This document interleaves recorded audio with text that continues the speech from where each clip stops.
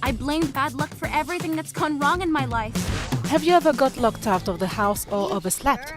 It is routine for Sam Greenfield, the main character of Apple TV's latest animated film, Luck. Luck is really opportunity, and opportunity can come along, and some people don't even see it. Or they can see it, but they don't know what to do with it. I found an actual lucky penny. Something that could finally turn my life around. And what did I do? I flushed it down the toilet.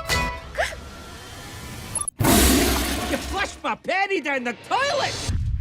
It's kind of clear to me that a lot of good things have happened, a lot of strange things have happened, and the luckiest thing was, my kid who is, in her late 40s now. Wait! The 1-hour 45-minute film follows Sam on her adventure to the never-before-seen land of luck. She tries to bring some good luck home for her friends. According to actress Jane Fonda, the United States would need some of it too in order to face the nation's many challenges. America needs a lot of luck. And we have to make a lot of very profound changes on the road to luck if luck is going to happen. I think America needs a lot of love right now. It needs a lot more love. It needs a lot more laughter. It needs to it's a little stiff. I think we've gotten so dry. We've become ashy. Luck is directed by Peggy Holmes and written by Kiel Murray. Apple TV's first animated film features the voice talents of stars including Eva Noblezada and Simon Pegg. Good luck to us both. Transport in sub-Saharan Africa is heavily dominated by two-wheelers. In Cotonou, Benin's capital, there are more than 250,000 motorcycle taxi drivers known as zemidjan. The majority of the population relies on them to get around town. But because of the difficulties these drivers have in maintaining their gasoline-powered motorcycles, many are now switching to electric two-wheelers. The motorcycles you can see here have no chain, no belt, no piston. So, considering the expenses we used to make for the other motorcycles, things are slightly different with this one. Moto is based in Togo and Benin. The startup wants to revolutionize the urban transport sector with its electric vehicles, especially in a context where Africa is grappling with the effects of the climate crisis, even though the continent is not a big polluter. Joining the electric revolution is therefore a way of contributing to climate action.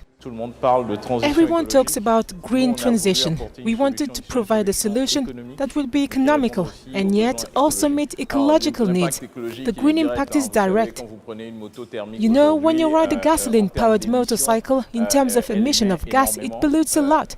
And beyond the carbon dioxide emissions, there is also the emission of fine particles. It all disappears when you switch to electric. Beyond the contribution to climate action, Auto is taking on the challenge of reducing poverty by implementing a slightly more flexible sales strategy. The idea is to allow drivers to make more savings in the maintenance and use of their electric vehicles. These people spend a lot of money, and by switching to electric vehicles, we propose to them to be able to save 30 to 40% more per day and thus to reduce poverty. Today, Auto prouds itself of owning the largest fleet of electric motorcycles of the continent. The company aims to be the largest electric vehicle platform in Africa. Africa's largest economy, Nigeria, is struggling with the inflationary pressure that results from Russia's war in Ukraine. Faced with soaring costs, many Nigerians are now buying basic products in small quantities to be consumed on the same day. Not everybody have money to buy in bulk. Like this baby now. If you want to drink pure water, but you cannot have money to buy in bulk. You can only buy one and drink because this is too expensive. In the streets of Lagos, Nigeria's economic capital, small sachets are now part of everyday life. Many Nigerians survive on less than $2 a day. Before, if someone wants to buy like groundnut oil, they will buy the rubber own. But now, there is no money and things are very expensive. Before, the sachet own is cheaper than the other one. Now, people prefer to buy the sachet because they don't have money to buy a large quantity. Critics see the new development as an economic and ecological aberration. The increased use of plastic sachets aggravates the environmental situation. The impact of the circular economy means that we have more single-use plastics being put into the environment at a very, very alarming rate, causing a lot of concern for the ocean, for people and planet. Nigeria has been hit hard by the coronavirus pandemic, which pushed up consumer prices 17% in 2021, forcing an additional 6 million Nigerians into poverty. Tensions remain high in South Africa after more than 80 people allegedly implicated in a gang rape were present in court last Monday.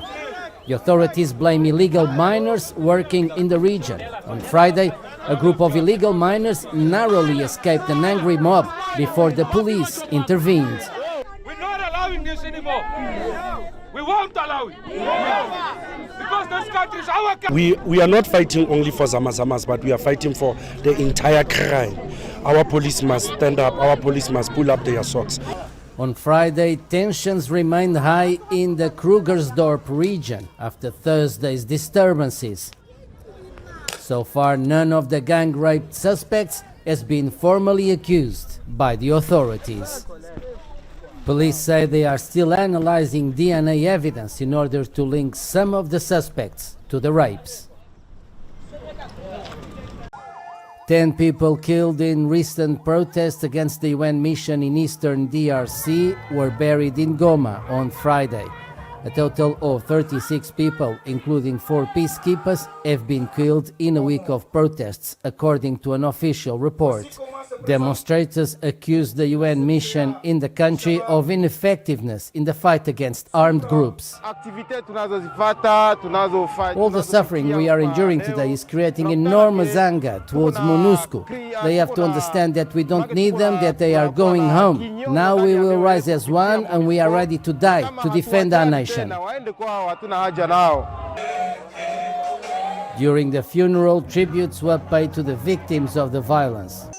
In Goma, shops and businesses were closed. The UN mission in Eastern DRC, Monusco, is one of the largest UN missions deployed in the world, with around 14,000 troops. You can kill a revolutionary, but you can never kill the revolution. The revolution continues. We will continue to fight to drive this army out of our country. Since 2019, pro-democracy movements and some elected officials have been calling for the departure of the peacekeepers. According to a statement published on Thursday, the UN mission pledged to continue to work alongside the Congolese population and authorities in order to deliver the UN mandate.